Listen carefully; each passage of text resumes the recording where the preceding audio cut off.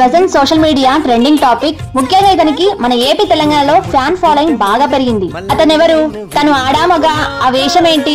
కావాలని పాపులారిటీ కోసం నటిస్తున్నాడా? అంత అందంగా కనిపించే మనిషి వెనుక ఉన్న చీకటి కథ ఏంటి అని తెలుసుకోవాలని చాలా మంది అనుకుంటున్నారు. అందరి అనుమానాలకు సమాధానం చెప్పేలా కంప్లీట్ వీడియో చేశాను, తప్పకుండా చూడండి. అతని పేరు రియాజ్ సలీం అలియాస్ రియా. 1997 అక్టోబర్ 14 కేరళలోని కొల్లం అనే గ్రామంలో నిరుపేద ముస్లిం కుటుంబంలో జన్మించాడు. తండ్రి సలీం, తల్లి హసీనా, సబీనా అనే అక్క కూడా ఉంది.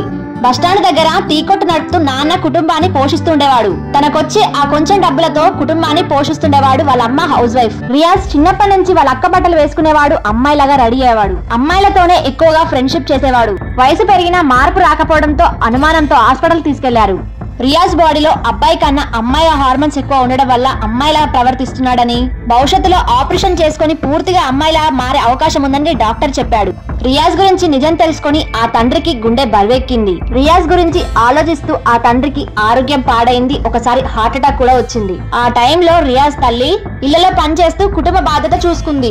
రియాజ్ కూడా చిన్నప్పటి నుంచి అడుగడుగున అవమానాలతో పెరిగాడు. తన చుట్టూ ఉన్న జనాలు తనను రకరకాల పేర్లు పెట్టి హేళన చేస్తూ ఉండేవాళ్ళు. స్కూల్లో, కాలేజీలో చాలా అవమానాలు ఎదుర్కొన్నాడు. ఆ బాధ తట్టుకోలేక చదువు బంద్ చేయాలనుకున్నాడు. రియాజ్ తల్లి తనకు ధైర్యం చెప్పి చదువు కొనసాగించేలా చేసింది. రియాజ్ చదువుకున్న రోజుల్లోనే పాటలు పాడడం నేర్చుకున్నాడు.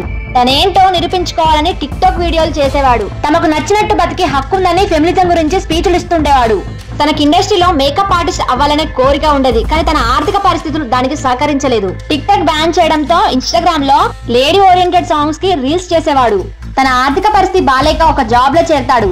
తన ఇన్స్టా రీల్స్ మేనేజర్ వరకు వెళ్లి తన ప్రవర్తన బాలేదని జాబ్ నుంచి తీసేస్తాడు. మనసు చంపుకొని బ్రతకడం కన్నా తనకు నచ్చినట్టు బ్రతకాలని, తనేంటో నిరూపించుకోవాలని సరైన సమయం ఎదురు చూస్తుండగా తనకు బిగ్ బాస్ కనిపించింది. బిగ్ బాస్ 2 రౌండ్లలో సెలెక్ట్ అయ్యాడు, కానీ 3వ రౌండ్ లో మాత్రం రిజెక్ట్ అయ్యాడు. తనకు రెమ్యునరేషన్ కూడా అవసరం లేదని, తను నిరూపించుకోవడానికి ఇదే సరైన అవకాశం అని బిగ్ బాస్ రిక్వెస్ట్ చేయడంతో వైల్డ్ కార్డ్ ఎంట్రీతో బిగ్ బాస్ లోకి పంపించారు. స్టార్టింగ్ లో బిగ్ బాస్ కంటెస్టెంట్ దగ్గర నెగిటివ్ వెల్కమ్ వచ్చినా తన గురించి తెలుసుకొని తన బాధను అర్థం చేసుకుని జనాలకు, హౌస్ మేట్స్ కు బాగా ఎమోషనల్ గా కనెక్ట్ అయ్యాడు. బిగ్ బాస్ గెలుస్తాడు అనుకున్నాడు, కానీ కొన్ని కారణాల వల్ల సెకండ్ రన్నర్ అప్ గా నిలిచాడు. బిగ్ బాస్ తర్వాత తన ప్రియుడితో కొన్ని మనస్పార్థాలు రావడంతో బ్రేకప్ అయింది. రియాజ్ అక్కడితోనే ఆగిపోకుండా సోషల్ మీడియా ఇన్ఫ్లుయెన్సర్ గా కొన్ని బ్యూటీ ప్రోడక్ట్ ను ప్రమోట్ చేస్తూ తనకిష్టమైన రంగుల ప్రపంచం పైన పూర్తిగా ఆధారపడకుండా తన ఫ్రెండ్స్ తో కలిసి ఇంటీరియర్ బిజినెస్ ను స్టార్ట్ చేశాడు. ప్రస్తుతం రియాజ్ ఆర్థిక పరిస్థితి మెరుగుపడింది.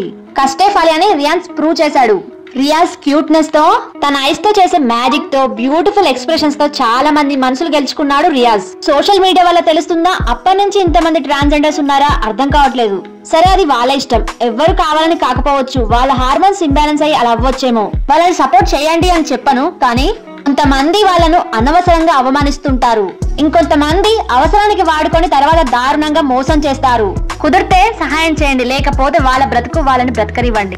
వీడియో ఎలా ఉందో కామెంట్ చేయండి. నచ్చితే లైక్ కొట్టండి, వీడియో షేర్ చేయండి. మరిన్ని రియల్ లైఫ్ స్టోరీస్ కోసం ఛానల్ సబ్స్క్రైబ్ చేసుకోండి.